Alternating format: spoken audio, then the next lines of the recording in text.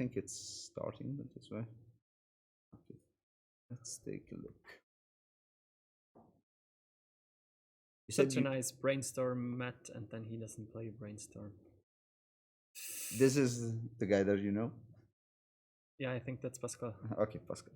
With Death and Taxes, did you say? No, he's playing 12 post mono green. Oh, he's 12 post. This way it's still 12 post against probably Death and Taxes or blue red.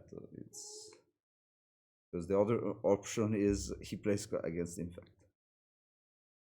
Infect would not be a good matchup for him. Not at all.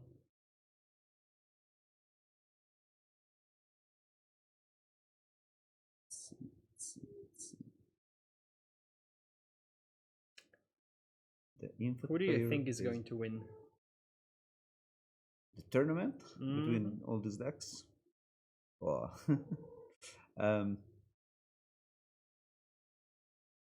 No, we just showed the Legacy tournament. The limited, we just showed yesterday the Modern tournament and today the Legacy player tournament. But it was a great event for limited. I think it was like at least 60 people, I think. It was a lot of people playing limited. All right, it is apparently Death and Taxes. Death and Taxes. Death and Taxes against Ursa Saga in the deck. It makes sense to me, yes. I can see it. Makes sense to me, yeah. Doesn't seem like a Yorion version. The deck seems kind of slim. Okay, it is not Henning because he has no Ursa Saga.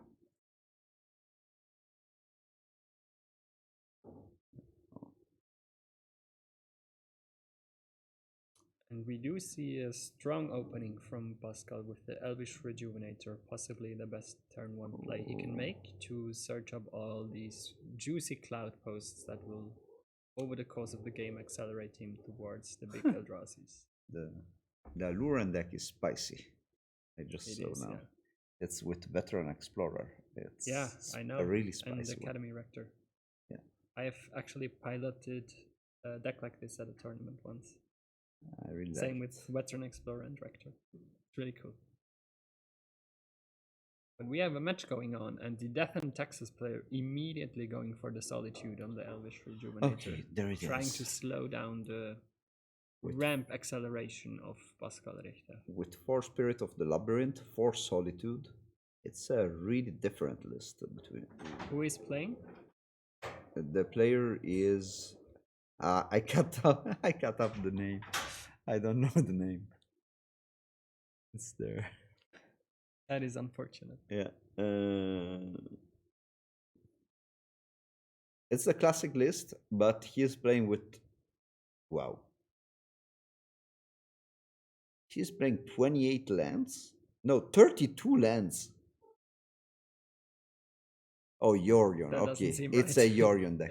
It's a Yorion. I was going to say that seems like. Yeah, I was like that seems for Solitude number. For yesterday a Yorion deck won the tournament.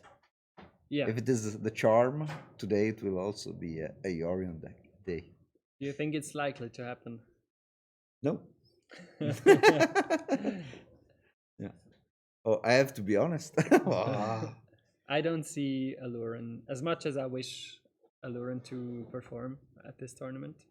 I don't think it's going to take the tournament with Death and Taxes, which we saw is a really tricky matchup, and Delver is not the best matchup either, although the Veteran Explorer list might perform slightly better. But it doesn't seem like a good field for Aluran. Kevin Brann is the name of the other player. Thanks a lot, Lucas. Right. Thanks a lot. So we have a second Rejuvenator on the side of Pascal Richter. And Kevin is responding with full aggression with the Caldra. Knowing that he doesn't have all the time in the world to contain the mono-green ramp. And he actually has a second Solitude pitching the useless Spirit of the Labyrinth. So this seems, to me, this game seems kind of over because there's 0 cloud posts on the side of Pascal Richter. It's a really slow start. It's a slow and start and the most aggressive possible start from the Death and Taxes player. There is a glimmer post. You can go like crop rotation, glimmer post. Oh, there is another crop post. I think it's not over. Not over at all. To be honest.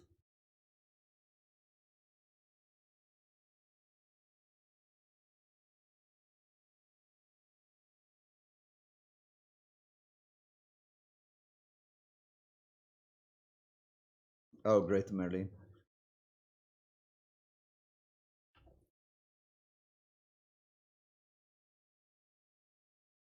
So, is there a way to come back for Pascal Richter I think he's not this behind as you think. because of the crop rotation? Yes. He will have at least 6 mana the next turn. At least. If he has like, it depends what Kevin will do now. I mean, if he has a Westland, it's over, obviously. But if he has like no pressure or few pressure, then maybe. Oh, I don't understand this. You would have gone for the crop rotation at the end of turn? I think so. Yeah, I agree.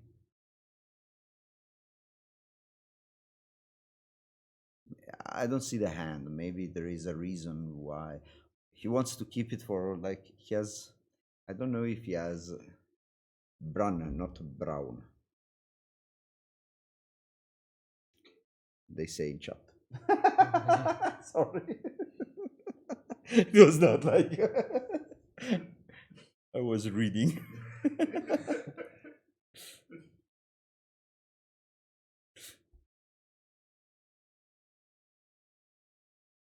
So Pascal needs to find something big he can cast on the next turn, or he's just dying to the Cauldron. He has an And Ulamog, he's I think. opting to spend his turn to. He has an Ulamog, and he will have enough mana. It depends. If he has the Ulamog, he will still be in a decent spot. Yeah, if he has Ulamog, he can stabilize this game. No, he has no Ulamog. He has just a crop rotation, a pitting needle, and a glimmer post.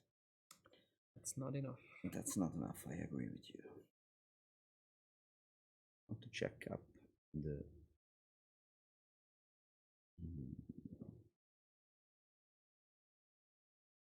I presume he named Wasteland with the pithing needle, right? He needs to kind of go all in and not try to contain the Aether Vial. Maybe he contains the Aether Vial. I think you cannot think that your opponent draws a Wasteland on this spot. You are so much back seat in the game. This way you have to just hope. Hope he doesn't have it. Yes. I don't think you can find another way.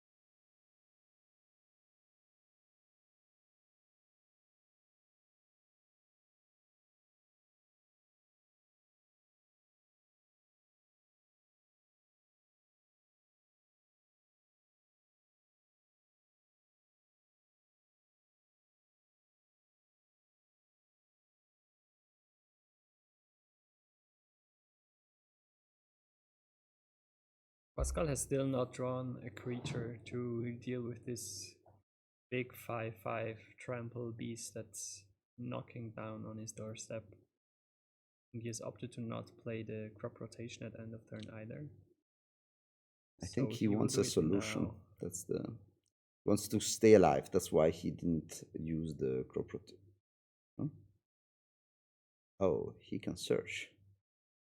Crop search, and he's still alive. He is still at He's at 4 4. life.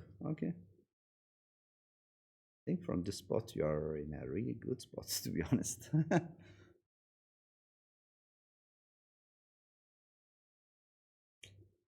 That's why he didn't use the crop rotation on the land.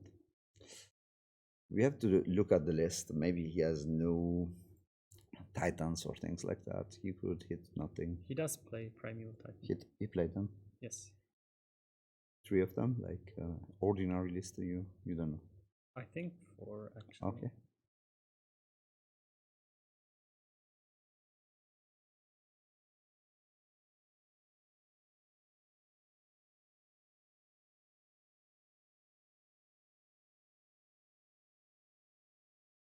He's doing the math. Going for a Glimmer Post. Gain some life and cast Ulamog.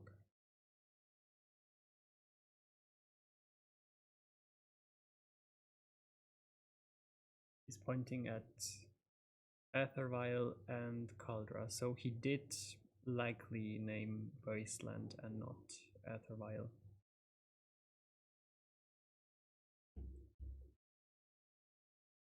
And Kevin opting to respond with a second Stoneforge Mystic, but the second Stoneforge Mystic is a lot less scary. Also, there's a 10/10 Eldrazi. Looking at it. Is it a problem?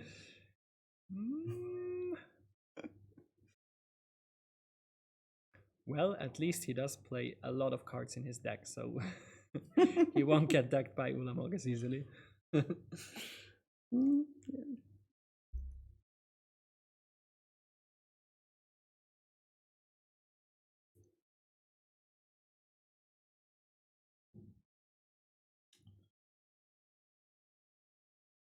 Yeah, not having the second land was just not good for the pressure.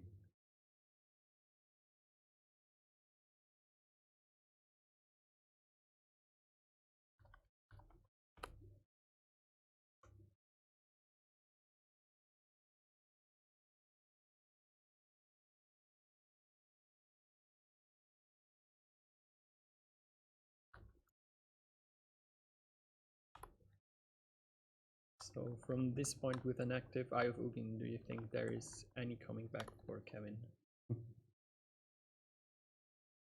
You know the answer. I think the answer is no. I'm serious. No. Is there any way? No, like, no. In a perfect world, perfect world.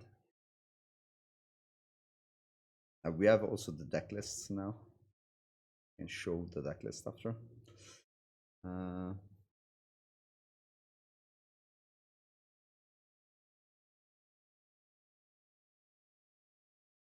Okay. After we will, during the sideboard, we can show the deck list. Great.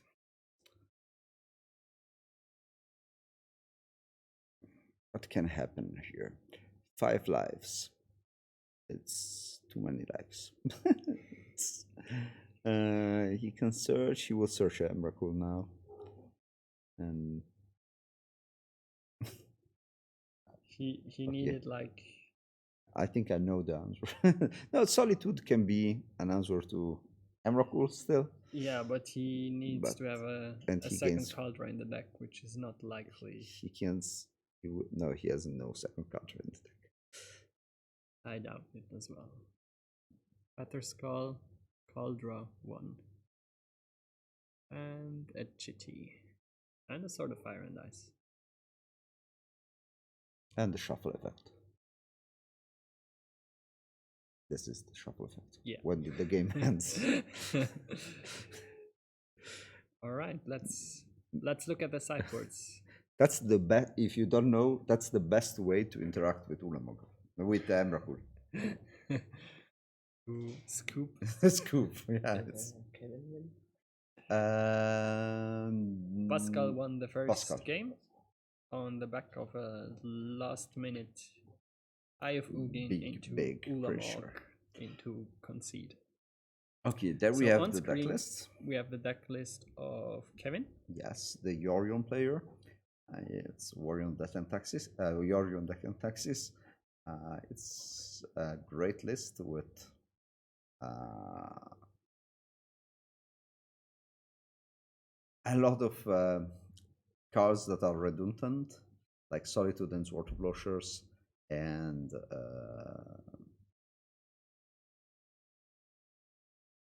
Giver of Runes as a fifth Mother of the Runes. With 80 cards, it's less easy to get a Westland and to get to the Ether Vial.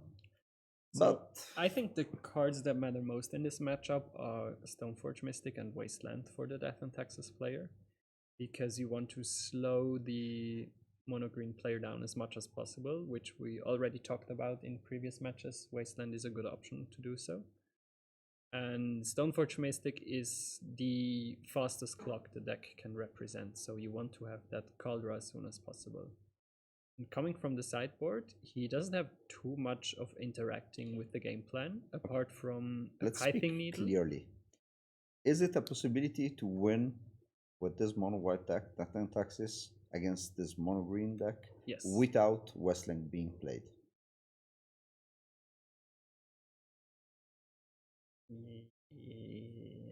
Yes.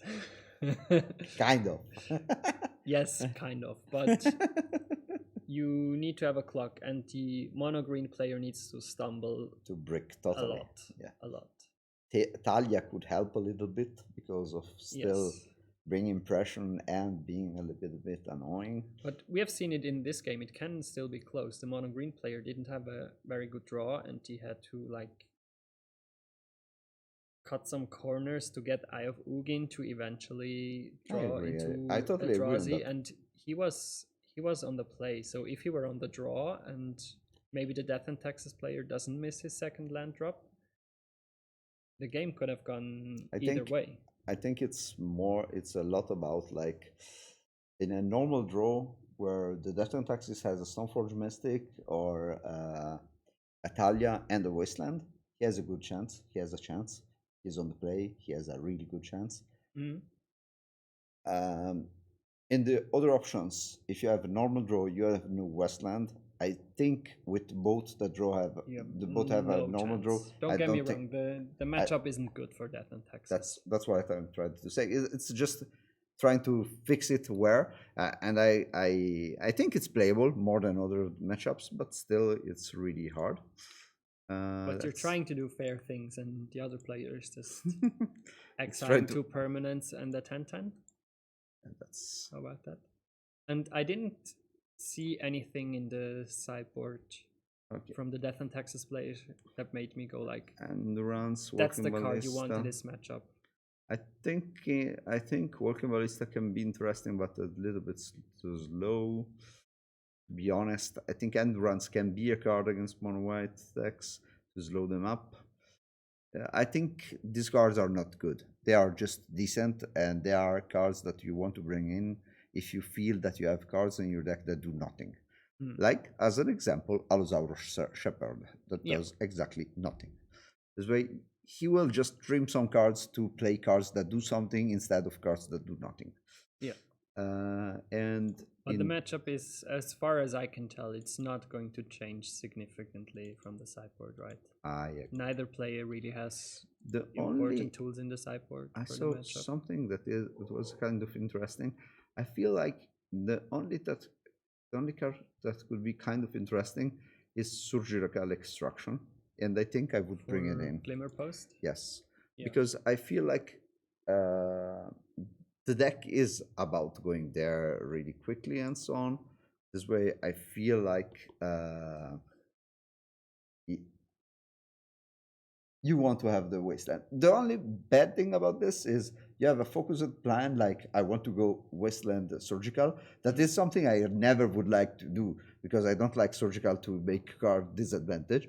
But in this case, I think it slows up a lot, and he has a lot of ways to get to this kind of lands. But at the same time, with 80 cards, do you want to try this? I was going to say, because typically we see like Surgical Extraction in sideboards of, decks that play Brainstorm, Snapcaster Mage, and 60 cards. This is a one of Surgical Extraction in 80 card deck without any card selection for non-creature spells.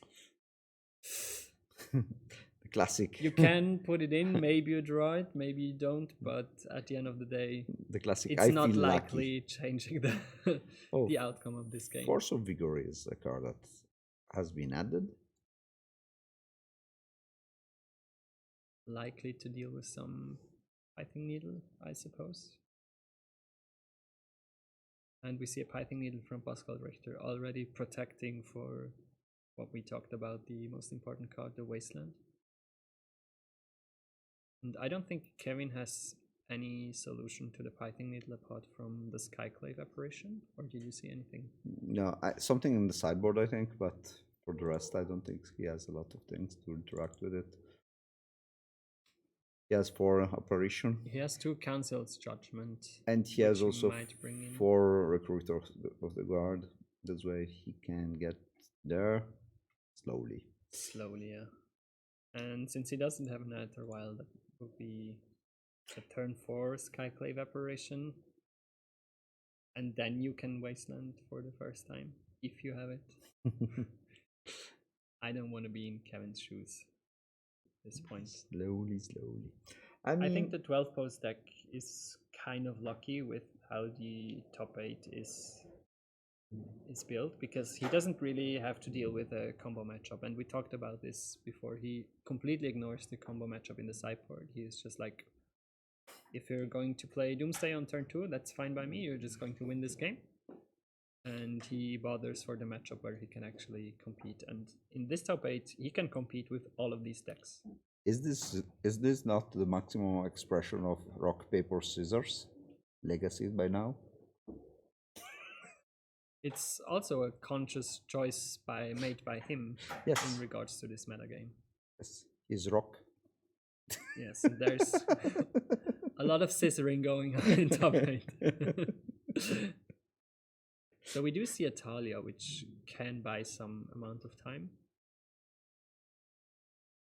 But we already have 2 cloud posts on the battlefield for Pascal, so he's not slowing down at all. Tristiski, I think Yorion deck is interesting. I think it's not so bad. I think there are a lot of good cards in Legacy that you can play in this white deck. But at the same time, I can understand why you have some questioning about the Yorion. But he's playing for Recruiter. He has Flicker Wisp. It's interesting.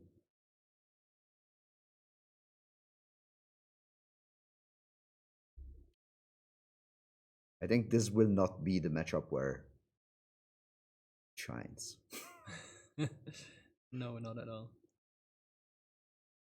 And we still don't see any Wasteland from Kevin, so I'm wondering why he kept this hand. Is it just because of the Talia, I guess? He's just relying on the 2/1 first strike that slightly slows down. That's really good against Eldrazi.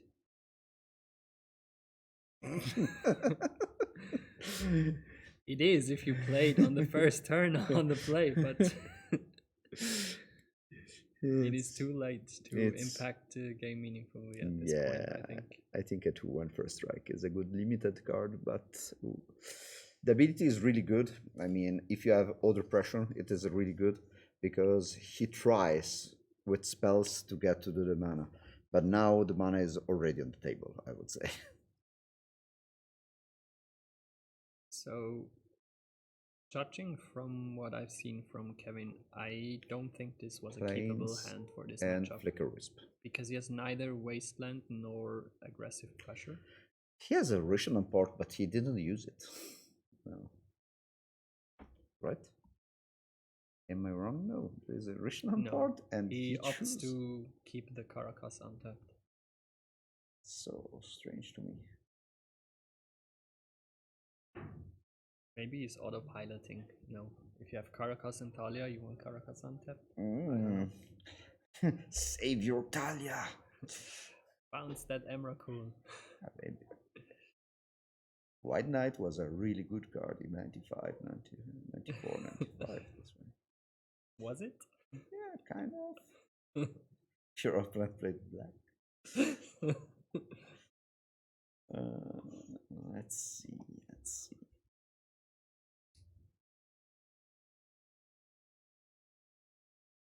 So we have Eye of Ugin, Elvish Rejuvenator, and Expedition map, and already 2 cloud posts. This is going to get out of hand really quickly. He does have the mana to cast the Primeval Titan as well. He's just happily ramping into more cloud posts. Just for enrichment import. The other one is a plains, right? Yeah, I think so. Yes. Yeah. Interesting to see Something. different kinds of A planes lot from of them mismatched planes. Yeah. I felt like that is so uncommon. Like, I was like, I don't think I have ever seen that in a Death and Taxes. They're always like, oh, I love this plane, so I'm going to play 20 of the same. Nope, not this guy. One time on Magic Online, I built my deck with all different white border lands to annoy my opponents. I felt really annoyed by myself. I was like that was the only time. I will never do that again. In vintage decks, you typically play exactly one island, and the way you can search for it faster is to make it a white bordered island, because then it is the only white bordered card in the deck. Yeah. I'm not. I have problems with white border cards. I just tolerated the dual lands because I'm not rich. Fair enough. All right, so we see a big green sun zenith coming in for Primeval Titan, completely bypassing the Caracas. So he will get likely another cloud post and the glimmer post. It's over. Stop. So please stop. It's already dead. Set up the other table. So somebody in chat mentioned that Urine might be a cool addition, but starting with Wild in play makes a huge difference, so 80 cards might be a disadvantage. We already discussed this, and I completely agree with you. I think Urine is cool and it gives some late game versatility, but the deck thrives on Aether Vial, and you don't... Me personally, I don't want to diminish the likelihood of drawing the most important card in the deck by getting some late game reach in the shape of Urine. To be honest, but it depends on metagame and taste and playstyle, and sometimes it's better, sometimes it's worse, you know. No, when we are discussing about bad or not bad, it's not a discussion about taste. It's a discussion about if the card is good or not. I mean, in this case, I agree with you. I think it's the only good thing about the 80 cards deck is a lot of cards are redundant. I like this. You have two cool toolboxes. But you don't have a redundant Aether Vial, and you don't have a redundant Westland. You have with Ursa Saga, but it's way... It's another card. And Ursa Saga is better in 80 cards deck, because you don't need to... Your bad cards are better, because you don't throw them really much. But at the same time, I agree with you. I don't think in the deck from yesterday in Modern, I think Yorion was really good. In the deck of today, the white blue. Yesterday it was a white blue Tezzeret Mystic, still with Mystic in the deck, and today it's this deck. I still think it's a huge difference. I don't think this deck can play that card. I mean, this is not a deck where you play Solitude for 5 mana and then you take Yorion and you play against Solitude, like he's doing right now. I was just going to say, I mean, he does have the mana, he does have Solitude and Charming Prince, so he can exile 2 opponent's creatures in a turn cycle, and he does have Caracas to return Yorion and recast it every turn. Yeah. Now we see the full lock after we spoke too soon. We're shit talking Yorion, and now it's going to go off. No, obviously I'm not very serious, because Eye of Ugin can 2-drop Emrakul, and Pascal will start taking all the turns. And Solitude will be a sad happiness. Camper.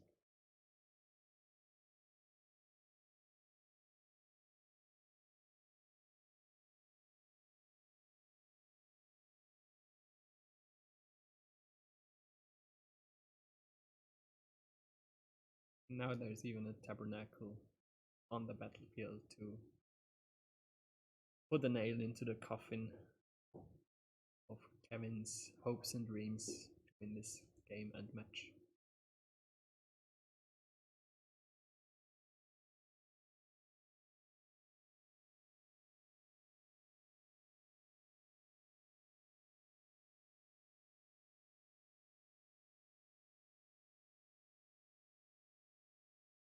He is attacking with a lifelinker though. So Ulamog is not a 2-turn clock. Look at the bright side. Always look on the bright side of life. Monty Python always gives some joy.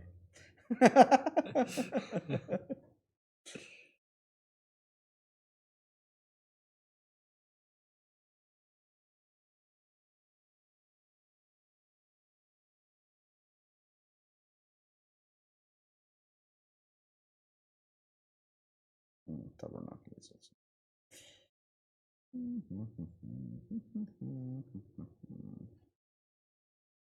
Waiting for the end. Oh, he can also get infinite turns, like with the Emerald. Yeah. Because of Tabernacle. Or he can search for his own Caracas. Yes, also another possibility. He has many but options. It is more beautiful with with the Tabernacle. Can he afford it yet? He has 3 times 4, 12. He can't afford to do it. Oh, and Tabernacle is gone. So sad. No. So sad. Sad moments. Just a one-time Tabernacle.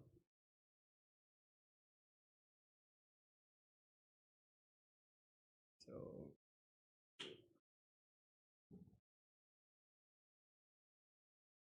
why did he go for Caracas though and not another cloud post? Oh, I mean, Doing the I mean, for doing the stuff. Never mind. All is good.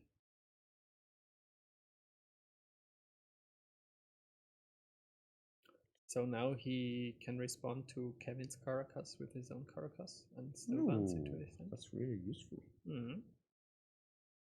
I never thought about that. Yeah. You always learn things. Now he's explaining that he's going to take all the turns. All of them. All of them. All of the turns. And your happiness is not anymore there. I will get all the happiness.